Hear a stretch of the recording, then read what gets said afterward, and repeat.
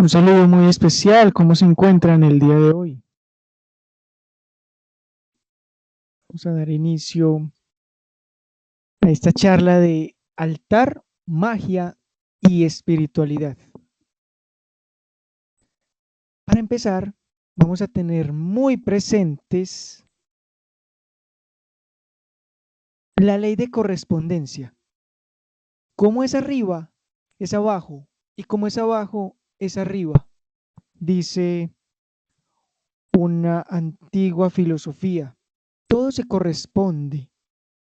Y si nos ponemos a observar, las ciencias actuales lo confirman. Estoy pensando en una de las ciencias que está dejando de tener valor o significado real en la sociedad, como lo es la grafología. La grafología nos dice cómo es en la mente de una persona se ve reflejado en su escritura. De esa manera podemos saber cómo es lo que la persona está sintiendo, está pensando. De igual manera lo vemos con los dibujos. La forma de dibujar de una persona está demostrando lo que hay en su mente. La forma de escribir de una persona demuestra lo que hay en su mente. Si nos vamos un poco más a lo espiritual, observamos el Feng Shui. El Feng Shui dice, como es el espacio en el que habita una persona, así es su energía. Como es arriba, es abajo. Y como es abajo, es arriba. Como es adentro, es afuera. Y como es afuera, es adentro. Se puede perfectamente conocer la vibración de una persona observando cómo es el entorno en el que vive. ¿Cómo son las amistades que lo rodean? ¿Cómo es su forma de vestir? Existen algunos puntos de la psicología que nos muestran y nos enseñan que por medio de los ademanes tú puedes conocer la seguridad o la timidez de una persona. Los ademanes son los movimientos del cuerpo. Al observar cómo una persona se mueve al hablar, puedes comprender cómo es su carácter. Y dependiendo cómo sea su carácter, de esa forma van a ser los movimientos corporales. Una ciencia que ha durado muchísimos años en la humanidad. La quirología o quiromancia es la ciencia o el estudio que busca interpretar el comportamiento del hombre por medio de la forma de las manos y sus líneas. Eso habla. Como es arriba es abajo. Existe algo llamado el fenotipo y el genotipo. Por medio de los genes y las formas se puede conocer el carácter de una persona. Si tú miras tu mano, mano derecha o izquierda, y puedes unir los 4 dedos más largos, índice, medio, anular y meñique, ¿cuál es el dedo más largo? ¿El índice o el anular? Por lo general hay uno que es más largo. Obviamente el dedo medio o el dedo corazón es el dedo más largo de la mano, pero entre el dedo índice y el dedo anular, ¿cuál es el más largo? Y esta ciencia de de la quirología nos dice que las personas que tengan el dedo índice más largo que el dedo anular es donde va la argolla del matrimonio, y el dedo índice es con el que se señala, con el que se indica, nos dice que quienes tengan el dedo índice más largo que el anular, desde la quirología, hay una diferencia entre quirología y quiromancia. Mancia es un arte adivinatorio. Quiromancia, quiro es mano, quiromancia, arte adivinatorio por medio de las manos. Quirología viene de logos, de estudio, un estudio psicológico de las manos. Quirología. La quirología nos dice, si el dedo índice en una persona tiende a ser más largo que el dedo anular, obviamente tendríamos que compararlo con otras señales de las manos, como el monte de Venus, la línea de la vida, la línea de la mente, pero a grandes rasgos, dedo índice más largo que el anular son personas líderes, emprendedoras, enérgicas, de gran voluntad, pero quienes tienen el dedo anular más largo que el índice corresponde a personas que son más artistas, más decorativas, más detallistas, se van más o se inclinan más hacia la belleza. Ley de correspondencia. Como es arriba es abajo y como es abajo es arriba. Si nosotros vamos por la selva y vemos un animal que camina en cuatro patas y en su boca sus dientes son puntiagudos, colmillos, eso nos dice, por su forma, como es abajo es arriba, como es afuera es adentro, por su forma, es un animal agresivo. Pero si vemos un animal que camina en cuatro patas y sus dientes son planos, por lo general tiende a ser un animal herbívoro. Como es afuera, es adentro. Ley de correspondencia. Observas un día que te levantas y tu estado de ánimo no es bien, no te encuentras bien. ¿Cómo es el reflejo que aparece en el espejo? Todo eso habla. Entonces, al mirar la magia, la espiritualidad y el altar, todo se relaciona porque todo habla. Todo en el universo habla. Como es abajo es arriba y como es arriba es abajo. La grafología, dependiendo cómo escriba la persona, nos damos cuenta si es una persona tímida, si es una persona segura, si es una persona solitaria o si es una persona sociable, si es una persona líder por medio de la escritura. Y no necesitas ver físicamente a la persona, solo con tener la letra de su puño, de su mano. Ahora ya la letra digital no revela tanto como lo hacía antiguamente la letra escrita en papel. En la vida existen símbolos. Vivimos en una sociedad donde los símbolos son muy importantes. Si podemos observar la forma en que se comunica nuestro subconsciente, nos damos cuenta que es por medio de símbolos. Los símbolos son una especie de información entregada en una figura simple que revela grandes cosas. Por ejemplo, si vemos una calavera y cuatro huesitos, dos huesitos cruzados, nos dice peligro. Si vemos una mano, nos dice alto. Pero si vemos una línea para quienes están acostumbrados a los símbolos de, del tránsito, esto nos va a decir que en la próxima curva vamos a tener esta forma en la calle, en la carretera. ¿Qué significa este símbolo?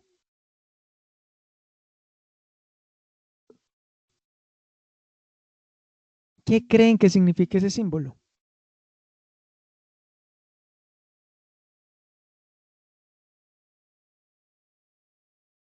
Música. Es una nota musical, pero no sé si es do, re, mi, pero es una nota musical. Este símbolo representa la clave de sol en la música. Entonces, cada vez que un músico ve esta nota, sabe ¿En qué instrumento se puede tocar la siguiente melodía? Y este símbolo, ¿qué significa este símbolo?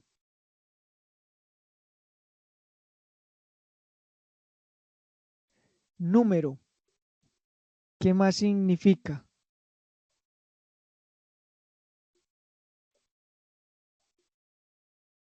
Estamos en una sociedad de símbolos. Triqui, también quienes jugaban triqui. Ese era el tablero con el que se jugaba el triqui. Un tablero donde se dibujaba en un papel y por medio de dos figuras se competía a ver quién llenaba más. Entonces estamos en una sociedad, muy bien, hashtag, estamos en una sociedad donde los símbolos hablan por sí solos, pero si no sabemos interpretar o no leemos el contexto completo, podemos malinterpretar el símbolo. Una persona que vea este símbolo y lo ve en un teclado de teléfono, este símbolo significa numeral. Pero si estás jugando con niños en una hoja de papel, este símbolo puede representar el terreno para iniciar un juego llamado el triqui. Pero si estás en un curso de redes sociales, este símbolo estaría más adecuado interpretarlo como un hashtag. Pero si estás hablando entre músicos, este símbolo representa un sostenido, una nota sostenida. Todo vibra en notas y de una nota a otra nota hay un tono. De do a re hay un tono, pero cuando el do tiene este símbolo, quiere decir que hay medio tono más arriba. Es un do medio tono más arriba. A eso se le llama sostenido. Por eso es muy importante mirar todo el contexto antes de interpretar el símbolo al cual se nos está presentando. Ese símbolo tiene toda una información. Por eso lo vamos a ver ahorita más adelante. ¿Qué tiene que ver esto de los símbolos con el altar? ¿Qué tiene que ver esto de los símbolos con la magia? Y especialmente, ¿qué tiene que ver esto de los símbolos con la espiritualidad? Pues bien, en nuestro cerebro existe una especie de energía difícil de comprender. Algunos estudios, como la parapsicología, lo han llamado energía psi, energía PSI, que es el inicio de la energía psíquica. Y se ha llegado a descubrir que existe en alguna parte profunda de nuestro cerebro. El cerebro tiene toda la capacidad de mover el cuerpo físico. ¿Cómo lo hace? Por medio de impulsos eléctricos. Y se ha llegado a descubrir, a comprobar, que no hay una conexión real entre el sistema nervioso y el cerebro. No existe. En el cráneo hay una pequeña separación entre el cerebro y todo el sistema nervioso que llena el cuerpo físico.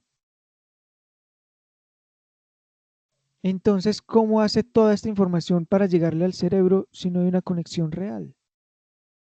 Por medio de esta energía psíquica. ¿Cómo se comunican las neuronas si no están conectadas unas a otras? Esa sinapsis lo hace por medio de impulsos eléctricos. y de esa forma crea la realidad. No hay una conexión directa entre el cerebro y lo que hay más allá de los ojos. Quienes están escuchando esta conferencia por medio del celular o el computador, el cerebro no interpreta, no hay una conexión que le diga al cerebro que eso es así, solo que el cerebro lo interpreta por medio de símbolos que nos han venido enseñando en esta sociedad. A través del tiempo, el cerebro empieza a generar algo que se llama una percepción colectiva. Es decir, todos empezamos a percibir exactamente lo mismo. Percibimos el color rojo como color rojo, el color amarillo como color amarillo. Percibimos el agua como líquido, percibimos el aire o la tierra como algo sólido por una educación que hemos tenido. Si pudiéramos extraer el cerebro de la cabeza, del cráneo, y ponerlo aparte y lograr permitir que siguiera vivo, ¿qué pasaría? El cerebro dejaría de pensar, desaparecería la mente. ¿Qué creen? Desaparecería el pensamiento.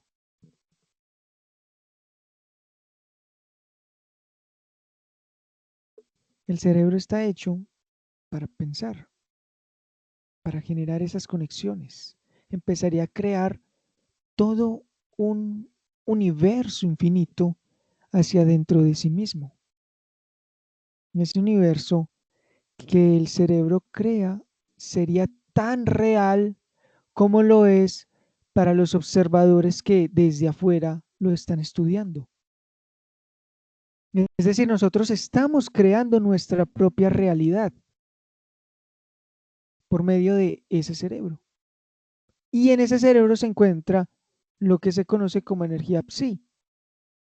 Es esa energía mental que algunos seres en este mundo han llevado a explorarla hasta el límite. Tal es el caso de los fakir, que son capaces de caminar sobre fuego sin sentir dolor, o son capaces de acostar su cuerpo sobre ciertas puntas sin que esto perfore su piel. ¿Cómo lo hacen? Por medio de un control de su energía psíquica. Logran llevar cierta tensión y endurecimiento a ciertas partes del cuerpo para lograr lo que en apariencia es imposible hacer.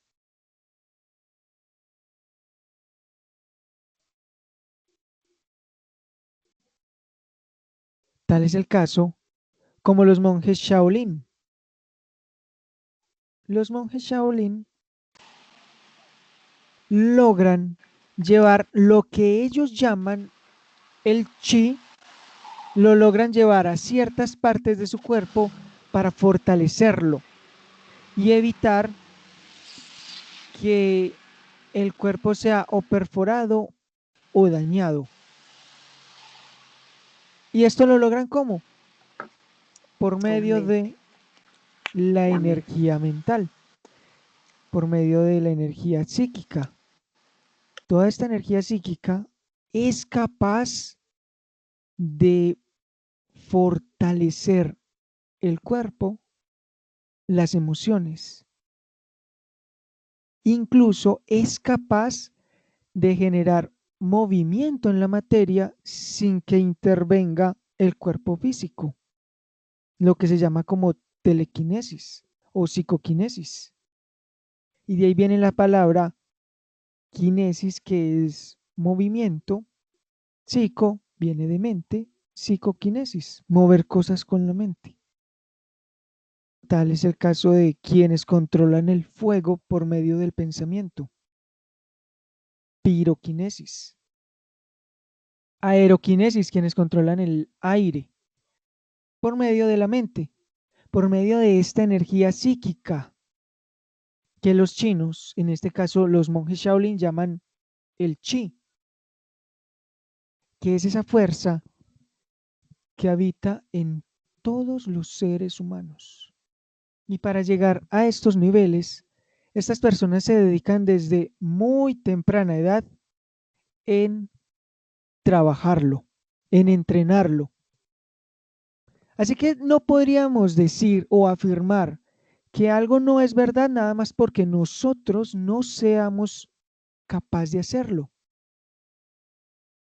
El objetivo de toda ciencia radica en brindar explicaciones para los objetos observables, pero el hecho de que tú no seas capaz de hacerlo no basta para negar de que sea real. Estas personas llevan trabajando años, casi que toda su vida, para lograr desarrollar esta energía psíquica o este chi al máximo nivel.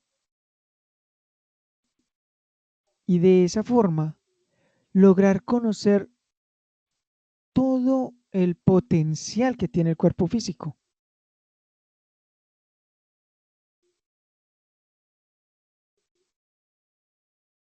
Tal es el caso de un monje budista, un monje taoísta, conocido como el Haiden, que demuestra tener la habilidad de sostener todo su cuerpo con 2 dedos. En una gran demostración en el año 1943, para evitar una pelea pública, hace esta demostración. Levanta todo su cuerpo en 2 dedos y allí se queda alrededor de 1 minuto, siendo el ganador de la pelea que jamás empezó. ¿Cómo lo logró hacer? Por medio de la energía mental. Energía psíquica controlada. Hay personas que no logran controlar esta energía psíquica, pero la tienen. Todos tenemos esta energía psíquica. Unos la pueden controlar, otros no la pueden controlar. Y otros ni siquiera la llegan a conocer. ¿A cuál de los 3 grupos perteneces? ¿Al que la controla, al que la conoce o al que no la controla o al que está empezando a desarrollarla?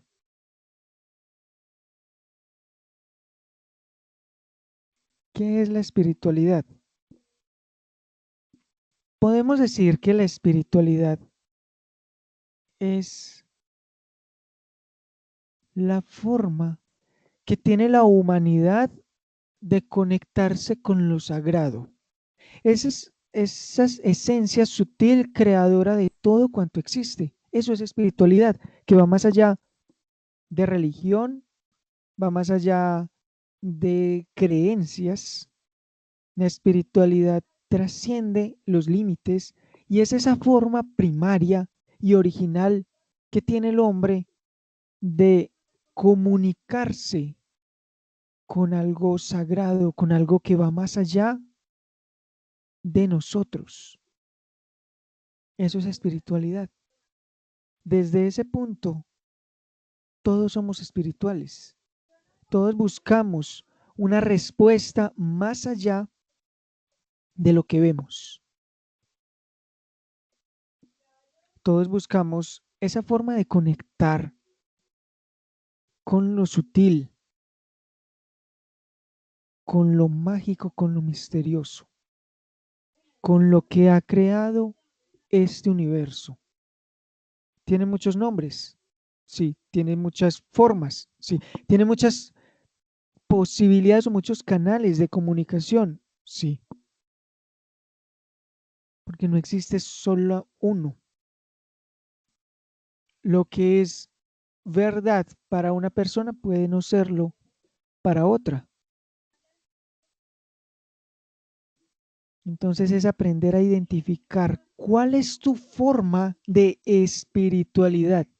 ¿Cuál es el medio por el que tú te estás comunicando con eso sagrado, que va más allá de la religión, que va más allá de alguna secta o algún grupo esotérico? Tu forma en tu silencio, en tu soledad de orar, de rezar, ¿cuál es? Eso es espiritualidad. Y todos los seres humanos somos espirituales. Todos los seres humanos de por sí, nada más estar en este mundo ya nos hace ser espirituales. Esa espiritualidad está en nosotros. Por eso no es lógico decir una persona es más espiritual que otra. No, porque todos venimos de allá. Todos somos espirituales. Ahora, hay personas que son más conscientes de esa espiritualidad que otros. Entre más conscientes seas de esa espiritualidad, más vas a comprender los mensajes ocultos o la forma de comunicación que tiene dicha espiritualidad contigo. Aprenderás a leer las señales, aprenderás a escuchar ese mensaje, aprenderás a identificar esa conexión con la espiritualidad y tendrás una comunicación directa, sin intermediarios, porque ya vas a conocer cómo se comunica la espiritualidad contigo. Eso, eso es espiritualidad. ¿Cómo vives tú la espiritualidad? ¿Qué tan puro, qué tan limpio es ese canal de comunicación? Existen muchas formas de conectarte con lo sagrado. No podemos decir que uno sea más puro que otro, simplemente porque hay caminos diferentes que nos permiten llegar a la montaña, a la cima de la montaña. Una forma de conectarte con lo espiritual es por medio de un altar. Recordemos cómo iniciábamos esta charla, la ley de correspondencia. Como es arriba, es abajo. Como es abajo, es arriba. Como es afuera, es adentro. Y como es adentro, es afuera. Ley de correspondencia, todo se corresponde. El altar es una representación física de lo sagrado que hay en ti. El altar es un pequeño cielo de donde habita tu espíritu. ¿Y cómo debería ser un altar? Existen muchos altares. Está el altar del confucianismo. Para el confucianismo no existe, no es que no exista un Dios.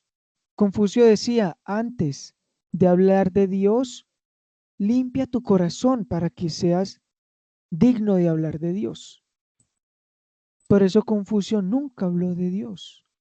Pero el altar, para los que practican esta filosofía, tienen como representación a Confucio. Un altar católico tiene como representación a Jesús, a María, a José, como la Trinidad. Vemos que toda religión, toda cultura y todo pueblo antiguo en este mundo ha desarrollado un altar. Ya eso de por sí nos debería decir la importancia que ello tiene. ¿Por qué? El simple hecho de que tantos pueblos y tan distantes unos de otros coincidan en la creación de un altar hacia lo sagrado, incluso cuando ni se llegaron a conocer en el más antiguo tiempo, y aún así lo realizaban. El budismo tenía como representación a Siddhartha Gautama, el ser que para ellos encontró la iluminación, el despertar, ese samadhi de conciencia. Los santeros, que tomaban como seres de la naturaleza y les daban forma. Entonces aquí tenemos un altar del confucianismo, un altar cristiano, un altar budista y un altar santero. El hinduismo también creaba su altar con figuras, con sus devas, con sus divinidades en las que ellos creían. Incluso quienes no creían en Dios o en figuras representaban su altar colocando la imagen de su maestro, permitiendo que esa conexión con algo se generara.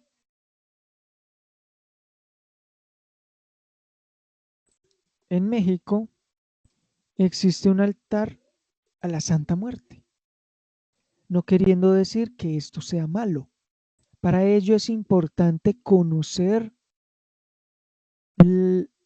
la forma, es importante conocer toda la espiritualidad que hace que estos símbolos sean importantes para ellos. Lo que mirábamos al inicio, el símbolo nos habla dependiendo todo el contexto.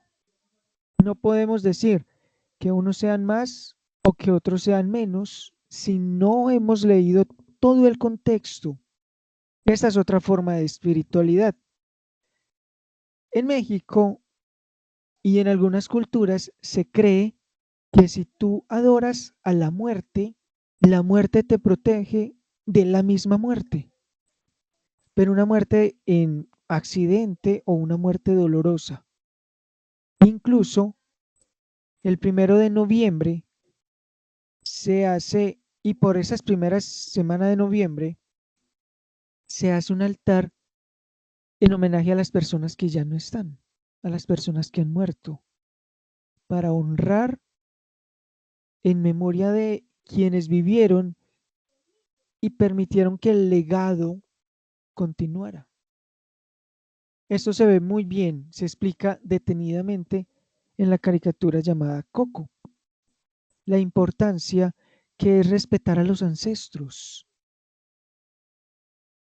Pero como la muerte no tiene una forma, se representa el símbolo que ellos utilizan para representar la muerte humana es con un esqueleto humano.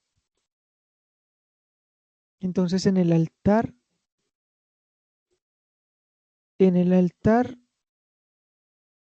ellos colocaban una representación de la muerte, ya fuera un cráneo no real como representación o una figurita con un esqueleto, para adorarla, porque la muerte es la que hace posible la vida. La muerte permite que algo muera para que vuelva a nacer.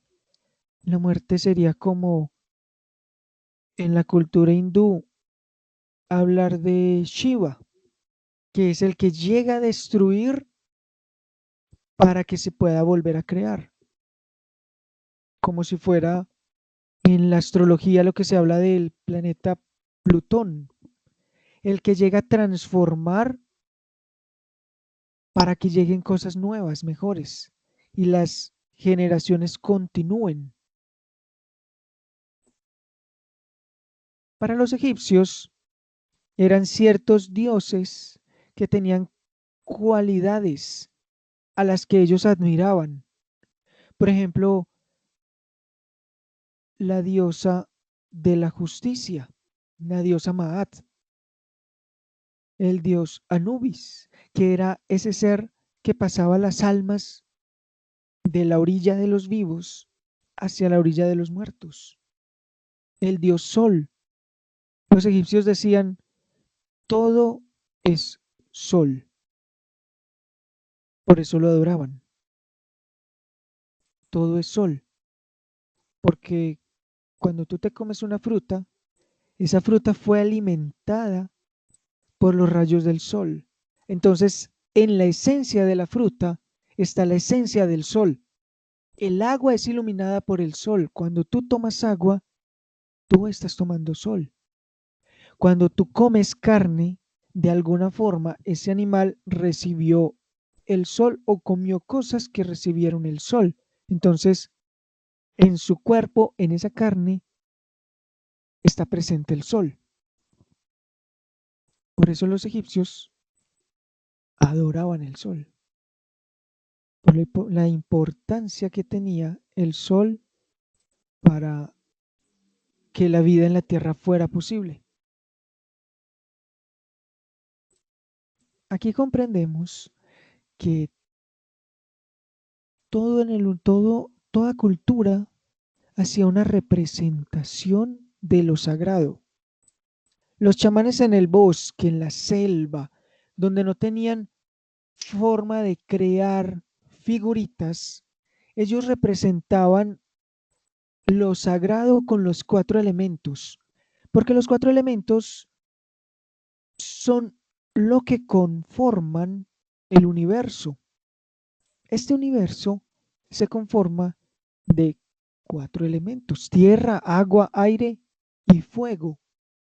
La tierra es todo lo físico, el agua son las emociones, el aire es lo mental, es la creatividad, el fuego es el espíritu, es esa fuerza mágica que habita en cada uno de nosotros y lo que le da movimiento a la materia. El chamán, cuando se sentaba a realizar su ceremonia, lo hacía al lado de un altar.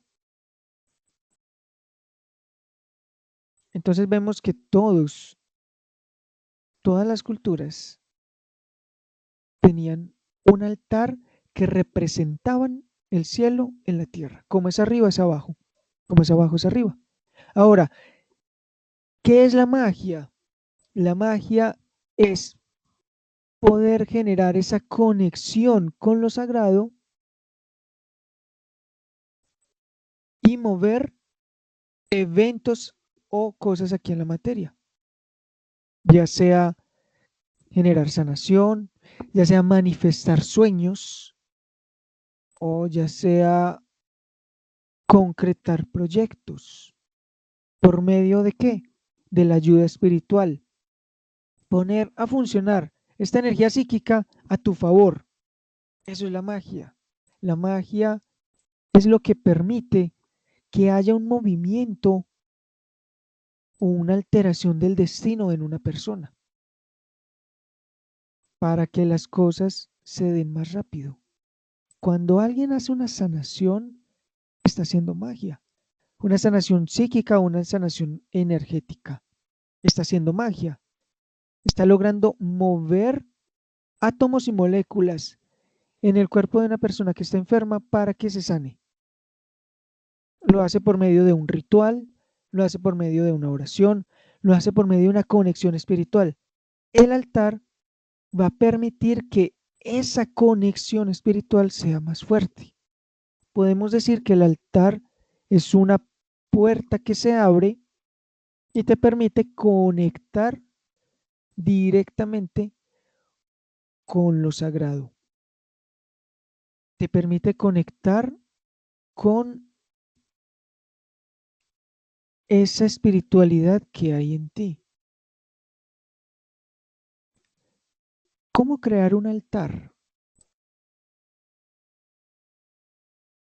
El altar, desde una visión ancestral, chamánica, como mínimo debe tener los 4 elementos: tierra, agua, aire y fuego. Y cada dirección va a tener un espíritu guía o regente de cada uno de esos 4 elementos. El occidente, hacia donde termina el sol, hacia donde se oculta, corresponde al elemento tierra. El oriente, por donde sale el sol, corresponde al elemento fuego. El norte corresponde al elemento agua. Y el sur corresponde al elemento aire.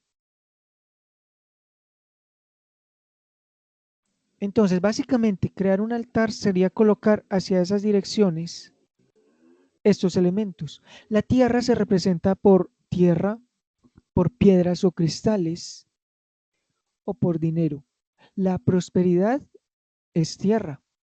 Y si lo colocas hacia el occidente, en una mesita, donde decidas crear ese portal con lo sagrado que hay en ti, iría hacia el occidente la tierra. Monedas, piedra, cristales, tierra o incluso sal. La sal representa la tierra. Hacia el oriente se colocaría la vela, que representa el fuego. Hacia el norte iría el agua, una copa con agua. Las flores en el altar irían al norte. Las flores son representación del agua. Y hacia el sur iría el elemento aire, el incienso, las plumas, los instrumentos de música. Irían hacia el sur. Hacia el norte el agua, hacia el sur el aire. Y en el centro irían los amuletos sagrados. Estos amuletos que los chamanes llamaban amuleto de poder o tu objeto de poder. Una varita mágica, un talismán, un anillo, se colocaba en el centro. También había otra forma de generar el altar colocando en el centro el fuego y hacia el oriente los amuletos de poder. Entonces existen esas dos formas. Y colocar una representación de lo que tú creas que es tu camino espiritual. ¿Cuál es ese ser sagrado que tú conoces o que se ha manifestado en tu vida, que tú sientas que puede ir en el altar, tal como los ángeles, como los animales de poder, como los dioses egipcios, como los dioses de la India, como los dioses católicos? ¿Cuál es ese ser espiritual que tú sientes que cuida tu sendero? A medida que tú hagas ofrendas o que tú reces o que tú hagas oración hacia ellos, hacia estos seres, que tú sientes que el budismo, entonces colocas a Buda, a medida que tú haces oraciones a Buda, la energía de Buda te acompaña y te empieza a dar señales, te empieza a mostrar el camino, lo empiezas a escuchar. Él se empieza a manifestar en tu vida de una u de otra forma. Empieza a hacerte más sensible para que escuches su llamado. Que sientes que lo tuyo son los dioses celtas, la diosa Luna o el arcángel Miguel. Ese ser va en el altar. porque ese altar te va a entregar a ti la fuerza o va a ser posible que esa fuerza espiritual se manifieste en tu vida. Y no tienes que creer en esto. Se conoce cómo funciona la naturaleza, cómo funciona la vida, se pone en práctica y sobre la marcha empiezas a descubrir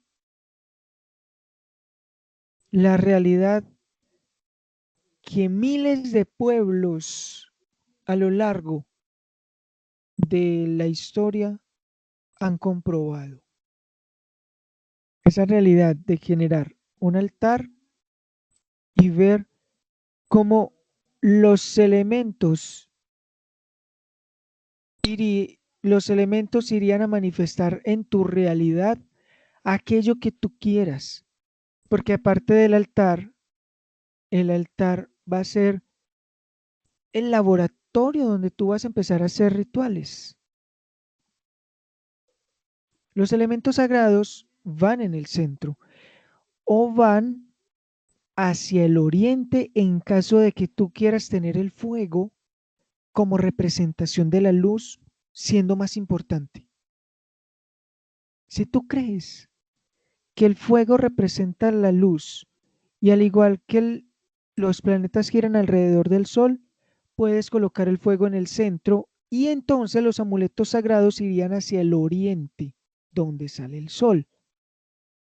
La otra forma sería colocar el fuego hacia el oriente y en el centro los amuletos sagrados. Darle un lugar importante al objeto sagrado, porque el objeto sagrado va a ser la llave que te va a conectar directamente con lo espiritual. Estoy pensando en un medallón, en un talismán. Cuando llegas a casa en la noche, lo limpias y lo colocas en el altar. Allí se va a recargar y se va a renovar su fuerza para que lo puedas volver a utilizar al día siguiente. Por eso se recomienda que sea un lugar muy especial. Decían los abuelos indígenas que uno de los puntos más importantes es el oriente, porque el oriente es donde habita el sol, es donde habita la luz, esa luz de donde viene tu esencia. O en el centro puedes colocarlo, sintiendo que si colocas el amuleto en el centro, va a estar protegido por las cuatro fuerzas, la fuerza del inicio, la fuerza del cambio, la fuerza de la unión y la fuerza de la vitalidad. Esas cuatro fuerzas van a alimentar el amuleto sagrado. Por eso es importante tener el altar. Quienes manejan cartas, el tarot, esto iría en el altar, porque el altar va a permitir que esa fuerza se renueve.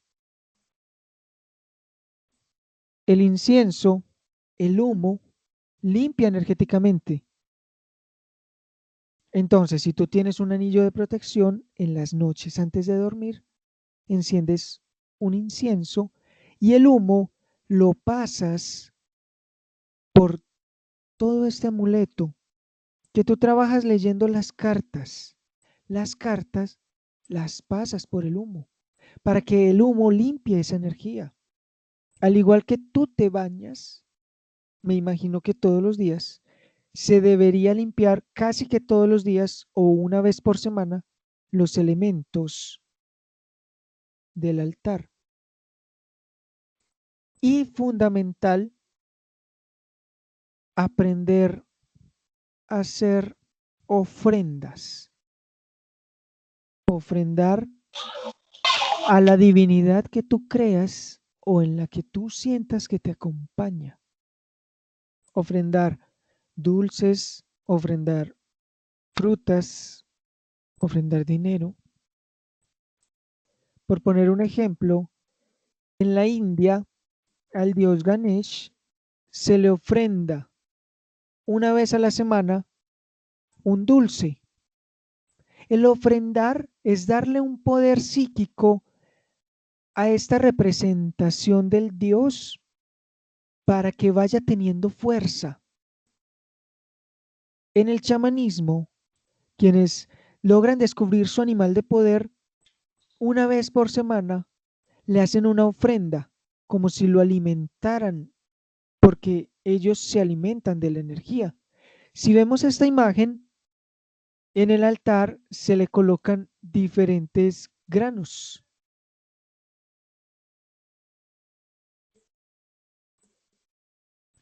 Las ofrendas tienen ¿qué fin?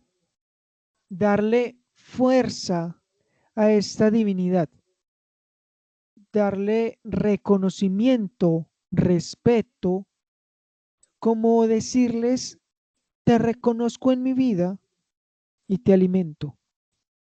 Te reconozco en mi vida, te quiero conmigo, y este es un intercambio de toda esa energía que tú inviertes en cuidar o en guiar mi sendero. No tengo forma de pagarla. Acepta mi ofrenda. Ese es el fin que tiene el hacer ofrendas a los seres espirituales. Sientes como si fuera a tratarlos como si fueran humanos. Nos hace una pregunta Carolina.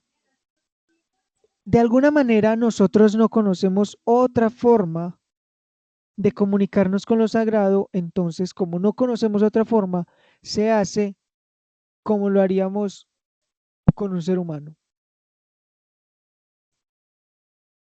Hay personas que les ofrendan dinero y el ofrendar dinero es algo increíble, pero cuando tú ofrendas dinero, tu dinero se multiplica. Cuando tú ofrendas, haces una ofrenda de alimento, el alimento se multiplica, es como dar para recibir. Y si lo miramos desde una forma más científica, cuando tú das una ofrenda de alimento a nivel subconsciente, tu cerebro lo interpreta como tengo tanto que hasta puedo compartir. Y por ley de correspondencia, eso que das regresa. Eso que entregas se te devuelve. María nos pregunta cómo hace la ofrenda. Primero es identificar cuál es la representación sagrada que vas a tener. Por ejemplo, para el dios Ganesh, el dulce, los granos serían una forma de alimentarlo. Quienes deciden tener al Buda Gotai, que es el Buda gordito chino, él recibe dinero. Entonces, todos los viernes se le coloca una moneda. Y si tú lo miras, al pasar 4 o 5 meses, el altar se empieza a ver lleno de monedas, de dinero, y eso a tu mente profunda lo va a interpretar como abundancia, como prosperidad. Por ley de correspondencia, eso se devuelve. Como es arriba, es abajo. Cuando tú haces una ofrenda, sin importar lo que sea, le estás devolviendo, estás generando esa conexión a eso sagrado, a esa divinidad sagrada, le entregas para que ellos reciban. Le devuelves esa energía que ellos invierten por ti. Diana nos pregunta, ¿y qué se hace con la ofrenda? Dependiendo lo que sea. Supongamos, si es dinero, se ofrenda por un determinado tiempo. Recuerda, a medida que tú ofrendes eh, cosas a estos seres, a estos dioses, ellos se van a ir alimentando de alguna manera de esta energía tuya. Es como una forma de pagar.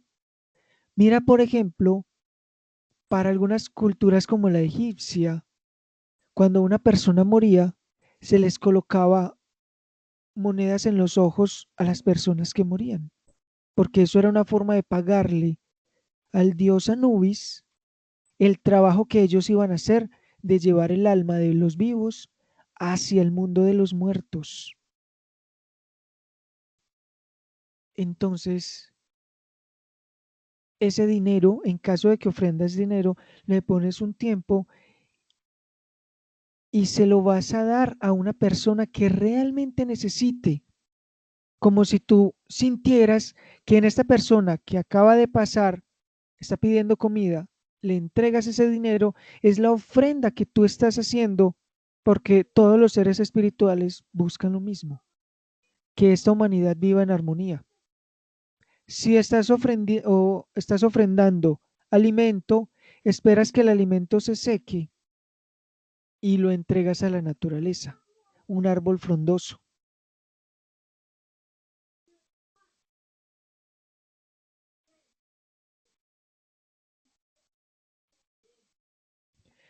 Leandro nos hace un comentario. Mi manera de entender a Dios es por medio de lo mejor de todas las religiones. Y como creo en ellas, ¿qué representación de Dios podría poner? Hace muchos años existió la escuela ecléctica, surge de la combinación entre Grecia y Roma, que buscaba unir todas las culturas, incluso la Biblioteca de Alejandría, allá en Egipto, buscaba unir todas las culturas. Y después, o mucho antes, la escuela Wadi, que era la escuela de la vida, que tenía la información de toda la humanidad en ese entonces. En tu caso, podrías tener una pequeña representación de cada una de las divinidades de estas religiones y crear una especie de altar ecléctico o integral donde estén los egipcios, los indios, los chinos, y de esa forma tenerlos allí y tendrías la fuerza de todas las culturas apoyándote. Otra pregunta que nos hacen: a los ángeles, ¿qué ofrenda se les hace?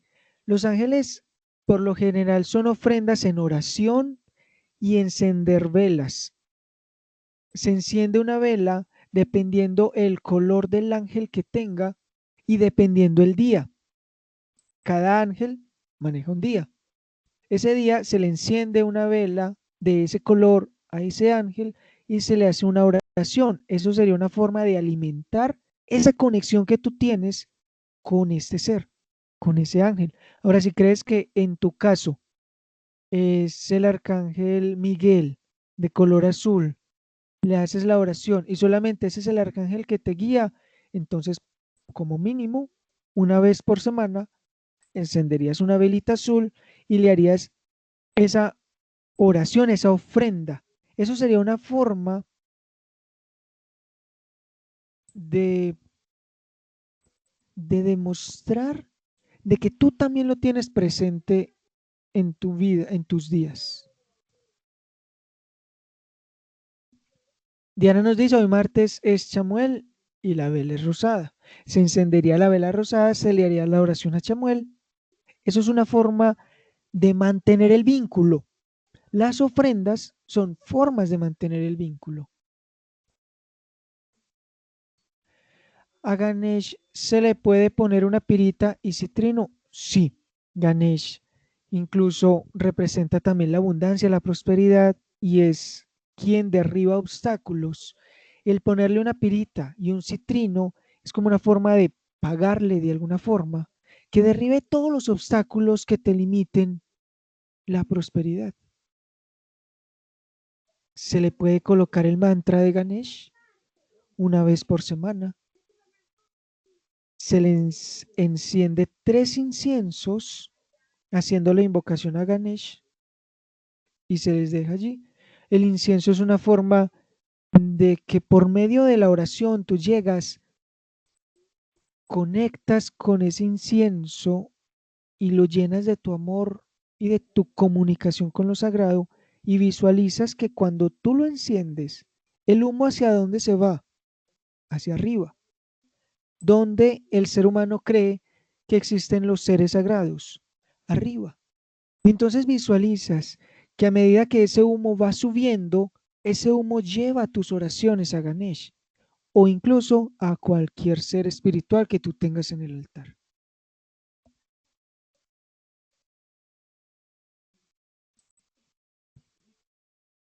Esa es una forma de hacer oraciones y conexión con lo sagrado, muy importante, porque en la medida que tú respetes esa alianza que estos seres espirituales hacen contigo y tú con ellos, en la medida que tú la respetes y los honres, de esa manera vas a fortalecer más esa conexión consciente con ellos, como es arriba, es abajo. Y una de las cosas que más te conecta de manera consciente con la espiritualidad es la gratitud.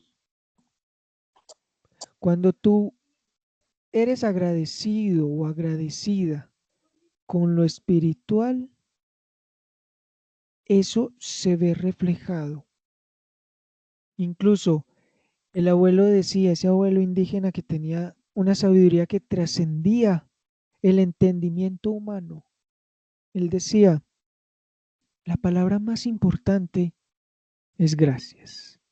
Cuando tú aprendes a agradecer, estás dejando a un lado el ego. Y cuando tú dejas a un lado el ego, te conectas con lo que verdaderamente eres, esa esencia pura de donde vienen todas las cosas. Cuando tú formas un altar, más que para pedir, sino para agradecer, estás llenando de poder tu casa, estás llenando de poder tu vida, estás llenando de poder tu existencia. Y eso se emite como una vibración contagiando a los seres que te rodean. Una de las formas de protección más importantes es tener un altar, porque cuando tú tienes un altar, estás reconociendo la divinidad que hay en ti y la estás manteniendo presente. No es idolatrar una escultura, no, como lo hacen muchas religiones, evitar tener esculturas, no es la escultura, es la representación, ley de correspondencia. ¿Cómo es arriba es abajo?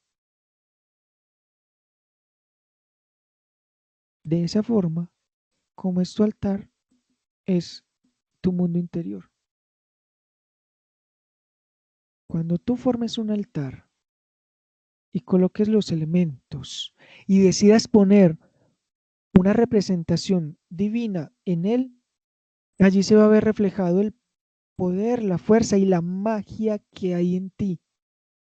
¿Y dónde tiene más fuerza la magia? En el altar. Entonces, altar, magia y espiritualidad van unidos, porque necesitas tener una espiritualidad identificada. No es lo mismo la santería que el chamanismo. No es lo mismo el budismo que el cristianismo. Todos tienen formas distintas y para ello necesitas un altar. Y en el altar es donde vas a crear la magia que te va a permitir conectarte con ellos y limpiar el camino para que sea como tú realmente lo mereces, no como lo quieres. El querer es de la mente egocéntrica. ¿Qué es lo que tú necesitas? Entonces allí se va a ver manifestado en el altar las señales. Entonces vas a encender una vela y la vela te va a empezar a hablar por medio de la llama, por medio de la cera, cómo se va derritiendo la cera, qué figuras va formando la cera. Todo ello va a entregarte señales. ¿Por qué? Porque va a generar, vas a tener previamente una conexión, un reconocimiento con esa espiritualidad. Por eso es importante, primero, reconocer la espiritualidad. Segundo, el altar. Tercero, es posible la magia. Fíjate que para hacer cualquier ritual de magia, siempre se busca adecuar un espacio. Ese adecuar un espacio es crear un altar, aunque sea momentáneo.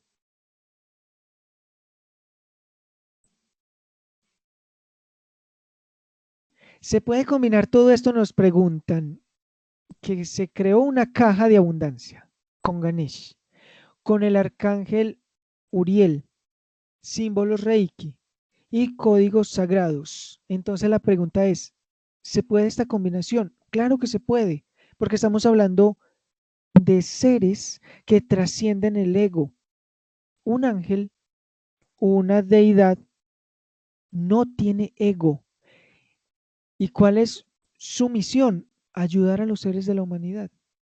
Entonces, entre ellos no hay energías que peleen. Entre la mente humana hay energías que pelean. Si yo soy del hinduismo y me encuentro con otra persona de la cábala o de el cristianismo, mis dioses yo creo que pelean con los dioses de él, pero en esencia no lo hacen. Observemos una cosa, la naturaleza tiene una sabiduría infinita y la naturaleza nos habla de qué. Cuando vas al bosque y meditas con la naturaleza, hay un mensaje muy claro y ese mensaje es la unidad en la diversidad. Tú ves la naturaleza y está llena de muchas cosas. No es posible tener un bosque solo de pinos o un bosque solo de árboles de guayaba.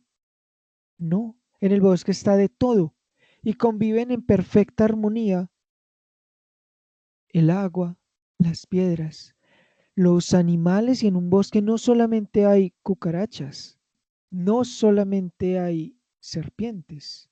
En el bosque también conviven aves, también hay perros, ratas, gusanos, hormigas y todo para formar una comunidad. De esa manera, tú estarías generando una comunidad espiritual para el beneficio propio y de todos los seres que te rodean. Carolina nos pregunta, ¿cierto que los que sanan con Reiki tienen un altar así que lo descubrió? He visto a algunos sanadores hacer eso y van al altar antes de hacer terapia. Quien descubre el Reiki se llama Mikao Usui y efectivamente los reikistas ponen la foto de Mikao Usui en su altar.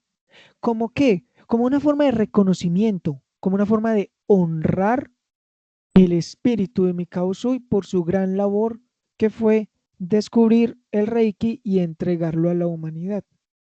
Efectivamente. Y esa forma va a hacer de que la energía Reiki los proteja en la vida. Ciertos guías espirituales que pertenecen al Reiki. Incluso hay algunos reikistas que empiezan a integrar la energía Reiki con la energía angelical, la energía Reiki con la energía chamánica, la energía Reiki con la energía egipcia. ¿Por qué? Porque la energía se permite integrar. Tú puedes integrar energías para tu beneficio. Incluso estamos en una era donde todo se integra. Sí o sí, todo se integra. La ciencia se está integrando a la espiritualidad. Eso lo están llamando física cuántica. Ahora, la psicología se está integrando a la espiritualidad, llamado neurociencia, neuroinfluencia. Por medio de las neuronas se está dando explicación a las cosas que antiguamente hacían quienes practicaban meditación, como el yoga, como las religiones, como los que practicaban el fakir. Ahora todo se está integrando porque ese es el mensaje de esta nueva era, la era de Acuario, integrar, y es lo que está permitiendo hacer la tecnología, conectar otras culturas. ¿Para qué?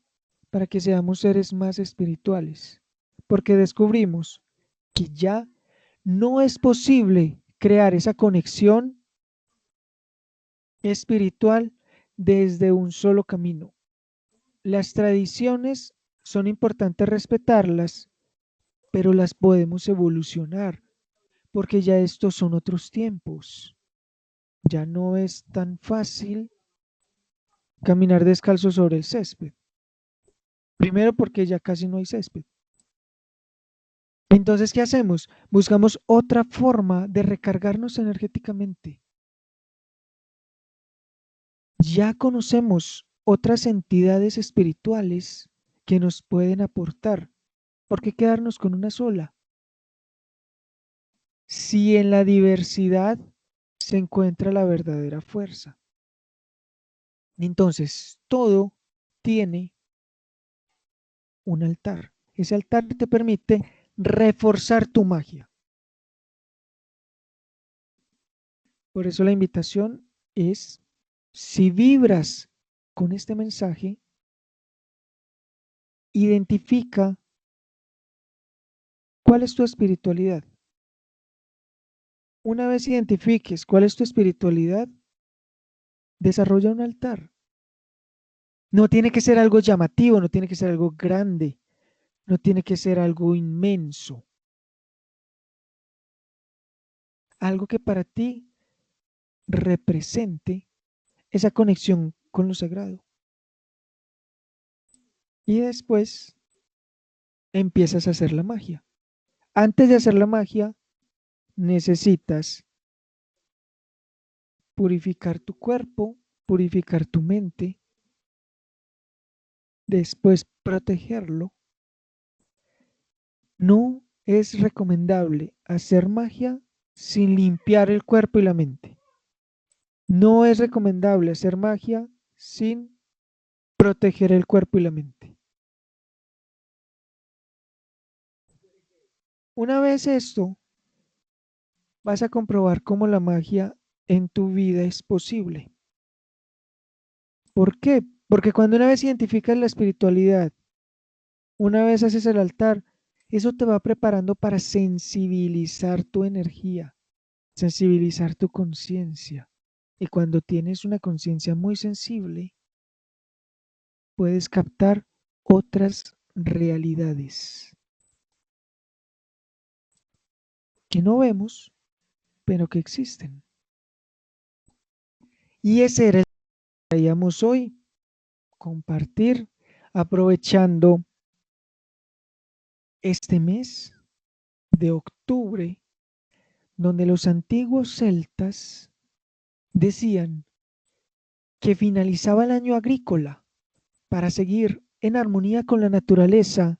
La naturaleza hace su cierre energético este 31 de octubre para dar paso a un nuevo año. Se conoce como el año agrícola. Finaliza 31 de octubre la llamada Noche de las Brujas, porque en esa noche se hacían las quemas de lo viejo para liberar, y el 1 de noviembre empezaba el nuevo año que iba a ir hasta el 31 de octubre del siguiente año. Ese es el año agrícola y allí se cumplían en orden las 4 estaciones: invierno, primavera, verano y otoño. Entonces esta era una pequeña reflexión para repensar la forma que estamos llevando la vida, mirar si nos motivamos a crear un altar en este nuevo comienzo, en este nuevo año. ¿Hay alguna duda, pregunta o comentario que quieran aprovechar?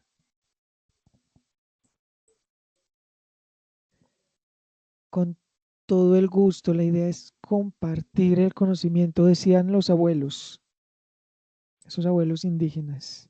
Solo es tuyo lo que das. Y viniste para compartir. Así que no nos podemos ir con el conocimiento. La idea es compartirlo. En YouTube estamos montando todas las charlas que se han hecho. Así que les invitamos a darse en un pasoncito por allá, Conexión Chamánica en YouTube, y ver las otras charlas y conferencias que hemos dictado y las que vamos a seguir dictando. Se montarán en YouTube. ¿Algún otro comentario?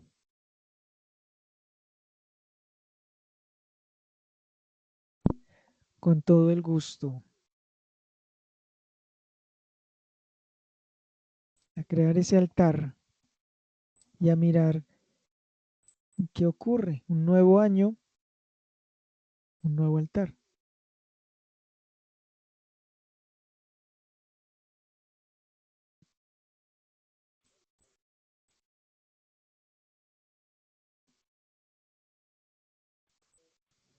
Que tengan una muy feliz noche, que descansen.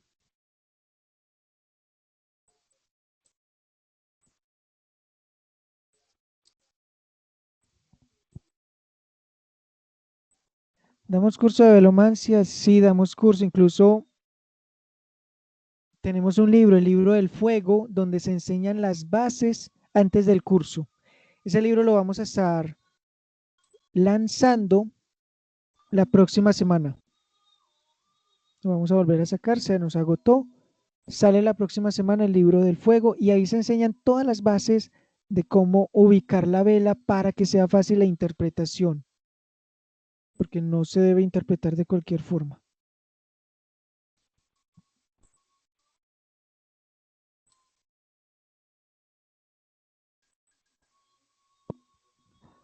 Claro, te comparto la información la próxima semana. Cuando el libro esté en mis manos, te cuento. ¿Dónde vives?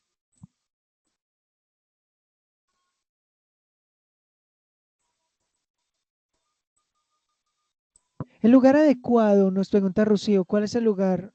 Ah, en Bogotá, listo, se le envía a Bogotá. Tenemos envíos para Bogotá. Nos pregunta Rocío, ¿cuál sería el lugar apropiado para hacer el altar?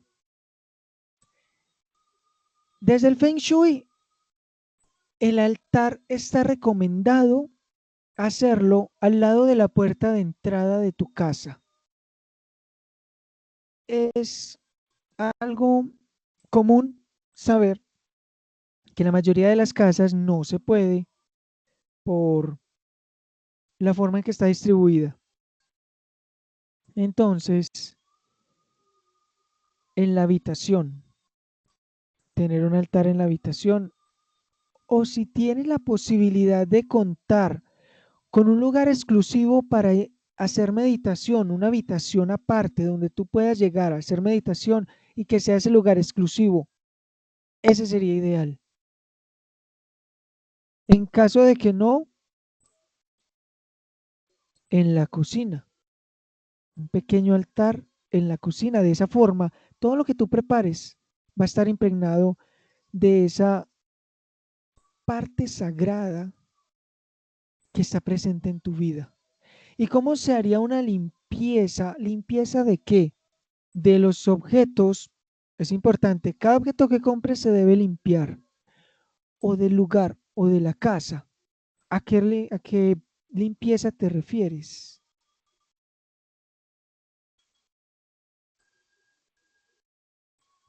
Porque es distinto.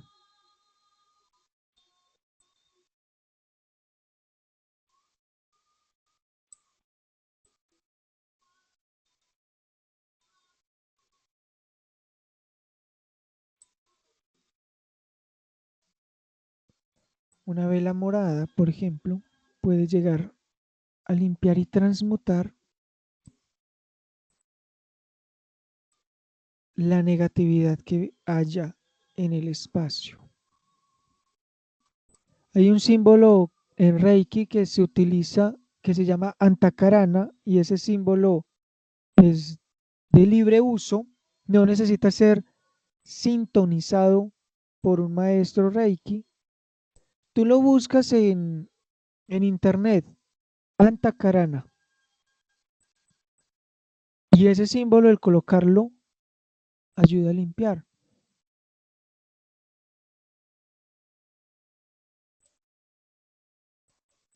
Para poder hacer magia, la limpieza física, dependiendo lo que quieras limpiar, pero básicamente puedes conseguir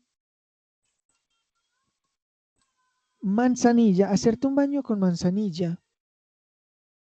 En la próxima luna creciente, estamos en luna nueva, aprovechen la próxima luna creciente, baño de manzanilla desde la cabeza hacia los pies, en ese orden. Hay dos formas de limpiar, de abajo hacia arriba o de arriba hacia abajo.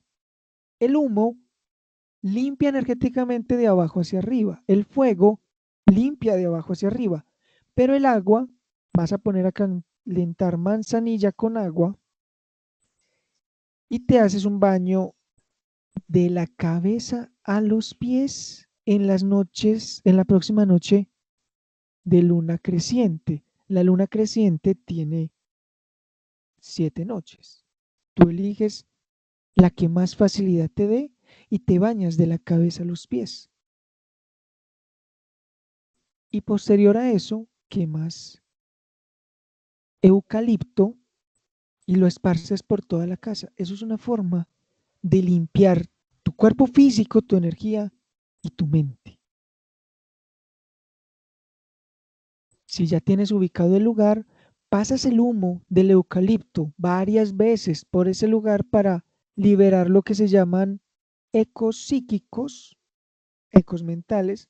Es una comparación de cuando tú vas en un transporte público y una persona se levanta del asiento para que tú te puedas sentar y cuando tú te sientas se percibe el calor que deja el cuerpo de la otra persona.